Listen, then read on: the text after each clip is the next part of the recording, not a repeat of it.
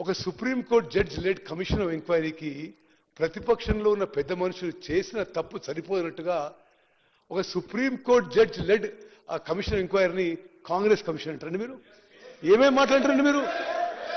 మీరు మీ వల్ల ఈ రాష్ట్రానికి శాశ్వతంగా నష్టం జరిగింది. మీ వల్ల రాష్ట్రానికి శాశ్వతంగా నష్టం జరిగింది. మరి the cabinet speaker sir, the cabinet resolve అంటే ఏమాత్రం కక్ష సాధింపు అనే ధోరణి లేకుండా ఒక డెమోక్రటిక్ వేగా, ఒక పారదర్శకంగా, ఒక fair and neutral Vega cabinet చేసిన తీర్మానం ఏంటంటే resolve to accept the report of the Commission of Inquiry, further resolve to place the same before Assembly for discussion. మేమేమో పూర్తి రిపోర్టు అసెంబ్లీలో పెట్టి చర్చించాలంటే ఈ పెద్ద మనుషులు కోర్టుకు పోయి ఆ రిపోర్టు మీద స్టే అడిగినరు, అసెంబ్లీలో రిపోర్ట్ పెట్టదని అడిగినని చెప్తే మరి ఎవరు దాచిపెడుతుందో ఒక్కసారి మీరు ఆలోచన చేయాలి.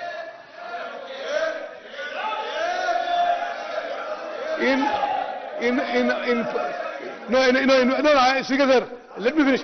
No, 1 minute. In pursuant to, no, I'm not yielding. In pursuant to the cabinet resolution, the report of the Commission of Inquiry is herewith placed with the Legislative Assembly. The summary of findings of the Commission of Inquiry, as obtained in pages 563 to 560, is laid on the table of the House.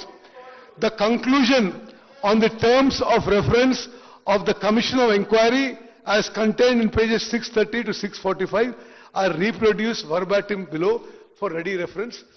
And Adhyaksha, full report మేము చాలా పారదర్శకంగా అందరికీ ఇచ్చేయడం జరిగింది. మరి ఇందులో ఆ commission రిపోర్ట్లో కొన్ని మెయిన్ ఇష్యూస్ నేను చదివి వినిపిస్తా. This Supreme Court judge-led Commission of Inquiry has said, as a summary,